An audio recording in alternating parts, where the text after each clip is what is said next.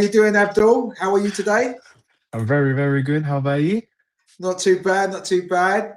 Really pleased to have you on the show today to talk about your experience with Big and your journey. Um, have you been watching the previous episodes? The I episodes have about been, Lionel Best? of course, always here to show my support to you, Lionel. Excellent, excellent. Did you learn anything new about Lionel, I did. especially especially, especially as a young man and a kid and a kid more to the point? Yeah, I Yeah. remember watching the first episode where I found out that he played for Dulwich Hamlet, I believe, or Dulwich Okay. Junior. Okay. Yeah, Okay. Yeah. Yeah. Yeah. Brilliant. Brilliant. So yeah. So I did go through 5 episodes. Some of them had 2 parts about who is Lionel Best, just to set the content and explain to people how Big was born. Uh, and why Big has been shaped the way it has. A lot of that has been from my own upbringing, certain things that I've experienced when I was growing up and being brought up on a council estate and in the 70s. And, back in them days, we used to do things as a community, helping each other out. There was people that really helped me on my journey to open up opportunities to enable me to play semi-professional football, uh, put me on the mindset where I was then able to go and do coaching, and the rest is history. The coaching then led to me starting Big. Um, but now it's time to talk to some of the users of Big, including the resources. And we're starting with my coaches. And you've had the benefit of being both a user because you started off doing work experience with us, yeah. and then you've become a coach, where you have done a couple of different programs with us. Um, can I just ask you, when did your journey begin? And when did you come into contact with us, and how did you find us? Well, first of all, I'm very grateful for being on this podcast today. Thank you very much. And the way I found you guys was through my online research, because at the time, I believe I was still in school during my year 12. This is the time where I was looking for work experience, and I happened to come across you guys' website, and I was like, I should maybe reach out. I sent you an email. You were very prompt to your response, and that's when the journey began. Excellent, excellent. And that was that a year ago or was that 2 years ago? I'm trying to remember. A year ago, yeah, a year ago, yeah. Yeah, it was a year ago. It seems like longer, didn't it? Because you've been Yeah, it involved in does. quite a Yeah, few yeah, things. yeah.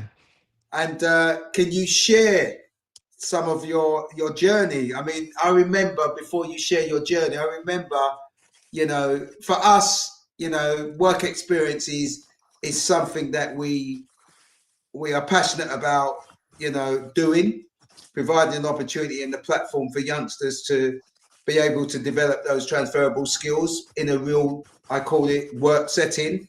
You've done your work experience in a holiday program, not an easy environment to come and work, but a really rewarding environment. I hope you agree that you get a lot out of it. If you want to do coaching, it's a bonus, but even if you don't want to do coaching, you do get to learn so much working with the children. Um, but can you say a little bit about that first experience and then moving on to other opportunities that then came up after? Yeah, most definitely. When I first came into contact with you, I thought you were an amazing person to meet. You gave me the opportunity immediately, which I was very happy about. My first experience with Big working through the work experience started off with me meeting the kids. Didn't know what to expect. It was sort of like maybe my third time volunteering for something like this. And coming into that, the kids were amazing. Met a lot of them. I remember meeting players like Jeremiah, Josiah. That was my first interaction with them. I thought they were amazing. They made me feel very welcoming. And I think the community itself was very welcoming. I also worked alongside with Charmaine, Jada. brilliant staff. There's still many people, even Rufus, especially Rufus. Rufus was an amazing person to meet. Someone who's basically near my age as well. So we're very comfortable in coming around. As well as coming into the experience, I think my first idea of big was just me going to do straight coaching. I didn't actually have another image of what I was going to do there, but I think building alongside that relationship I had with the big society was I learned a lot of new stuff, especially coming in working with kids, some kids who have the ability of neurodiverse, which is a talent to them, in my opinion. I think being involved in that ability of being a neurodiverse child makes me learn a lot of things. And I think you played a big role in that, in teaching me some stuff alongside the way, especially with your talks with the kids when you're crowding them around. I remember you taught me your trick of where you were crowding around just to waste time. And I think that's really effective, honestly. I genuinely think that's effective. And yeah, so it was a very good work experience, I'm not gonna lie, which is why I was so happy when you reached out to me and gave me the opportunity to come back again. Excellent. And again, like as I always will say, and I think it's a natural, obvious thing to do. Um, it's a really good way to recruit staff and recruit coaches.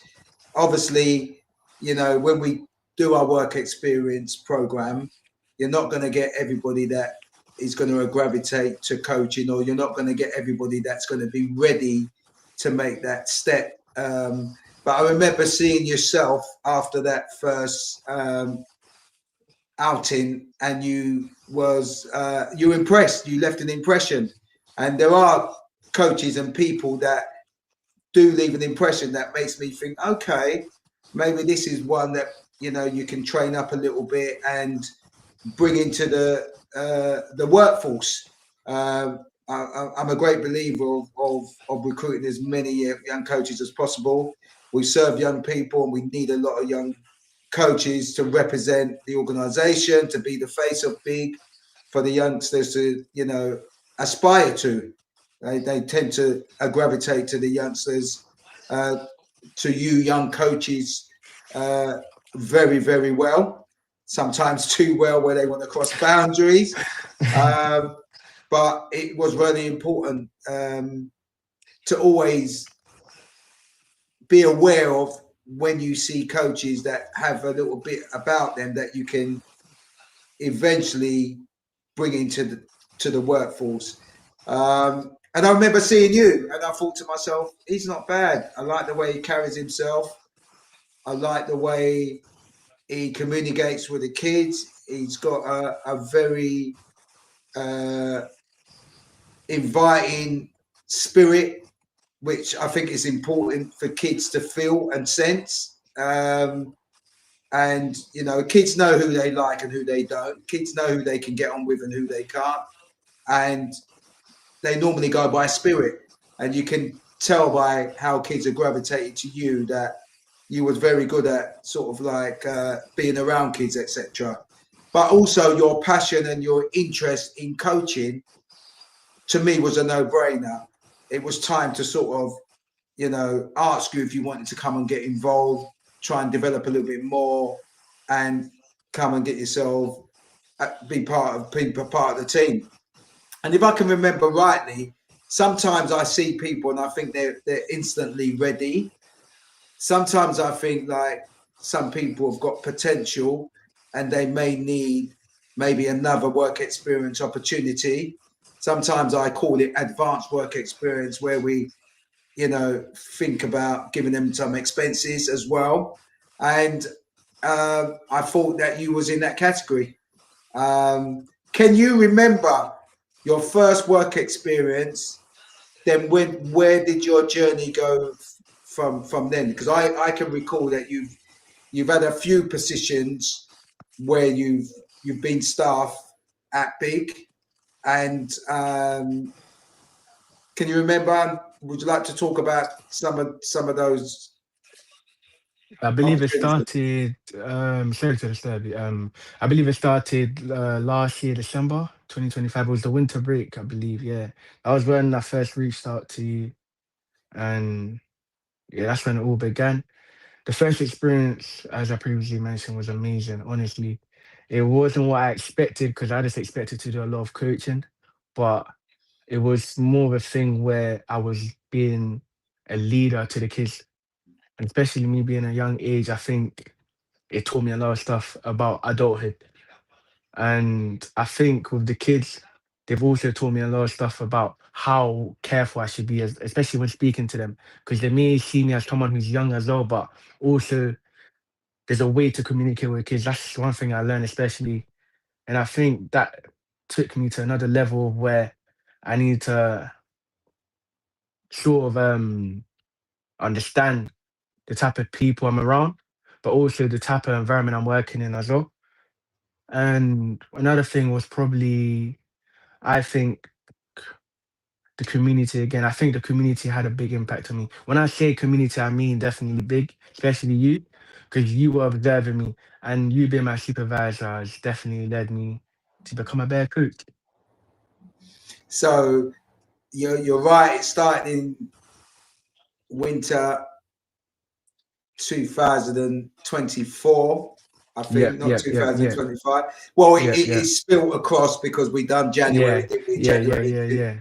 and then you came, and as staff, you came in the summer, and you was given an opportunity to get involved. If I'm not mistaken, you never come in the Easter, did you? You never came in the Easter. No, I You wasn't came. available in East London, yeah. You wasn't available in the Easter. That's right, and you came in the summer, but you done two different positions, didn't you?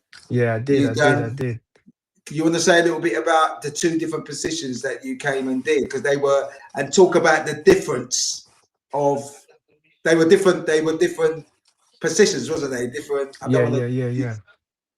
different environments. With That's the word I look for. Yeah, with the first one, it was basically sort of less away from football this time. So less coaching, more nurturing the kids. And with the first one, I enjoyed that because it You wasn't remember what it something was that called? Do you remember uh, what we called the first one? I can't remember if I'm being honest with you, no. The holiday multi activities camp, That is where, right. where Holiday, yep, yep. where it was more than, it wasn't just, as you said, it was away from football. Yeah, yeah, yeah, yeah. It was a holiday camp where the kids came and engaged in so much different activities. Do you want to say a little bit about the different activities that they got involved in that you was Yeah, the activities that they took place in were basically playing games such as board games, playing outside. We had a park as it took place in a primary school, of course. Normally, I would take out the kids, supervise them, make sure nobody's getting hurt, everybody's away from danger. And especially with the board games, me and the other colleagues were definitely playing a lot of games with them, with like the board games where we'll play chess, for example. I remember one experience I also had was one of the girls, the young girls that were there. She taught me how to play chess. And that's something I always wanted to learn. So especially me learning that from somebody who's so young shows how much of an impact these kids could have to me and how much of an impact I can have to them as well. And with that as well, we also did lunches where I had to supervise, make sure everybody was sitting down having the lunches. As they are kids, there was a lot of crying, a lot of anger, all of that. But we learned how to manage that through Lionel supervision. And Lionel taught us what to do. I learned that through Jada, for example, as she's the mother of three kids, very inspirational to me, I'm not gonna lie. And especially Lionel as well. I think coming through to that program it was very different from the football camp. As with the holiday, it's a lot of activities. You gotta be ready at all time because anything can happen. And yeah, and the age groups were different, wasn't they? They had a lot of yeah, they younger were. kids, which is why, as you're saying, there was a lot of crying and tears. So totally different from the holiday football program. Um, and again, before I go and ask you about some of the skills that one you had to display, others that you had to develop and enhance. Let's listen.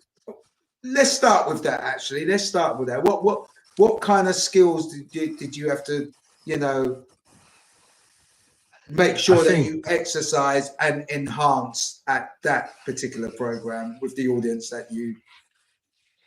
with the holiday camp, I thought I had to be more confident because I definitely came in to the football camp previously. My first work experience would be when I came in. I think I was quite shy coming into the first few days. So I think definitely after that first work experience, I was like, I need to make that change immediately.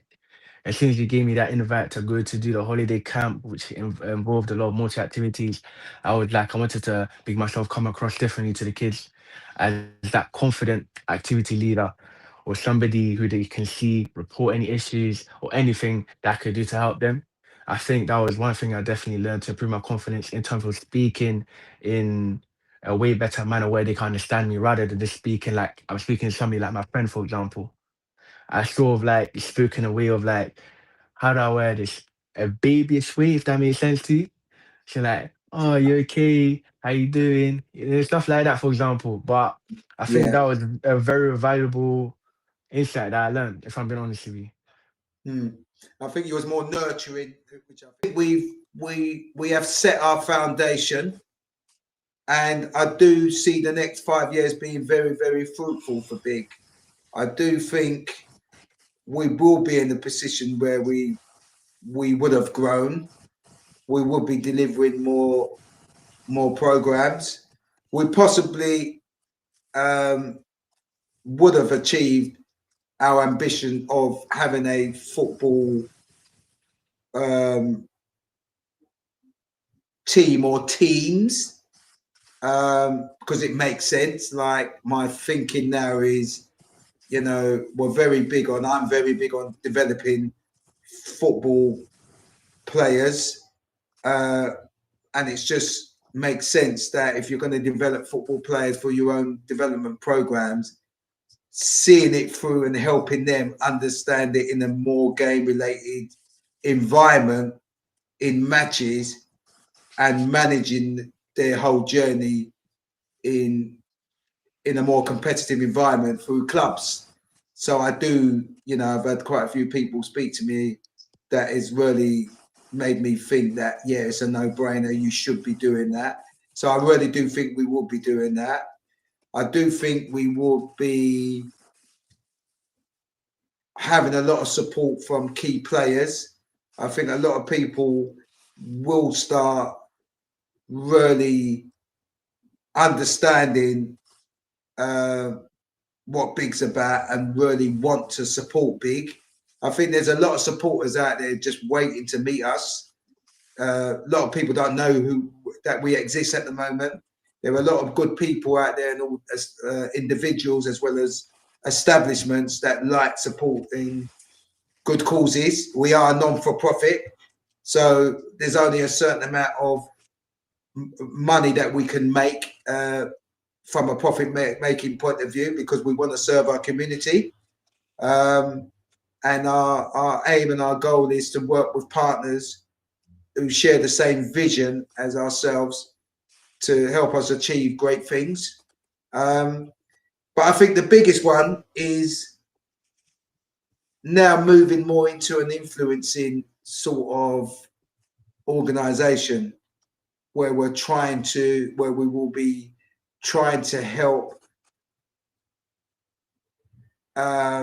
encourage systemic change because a lot of our audience that we work with in the community are vulnerable from vulnerable black backgrounds, whether black or ethnic minority or whether low income families.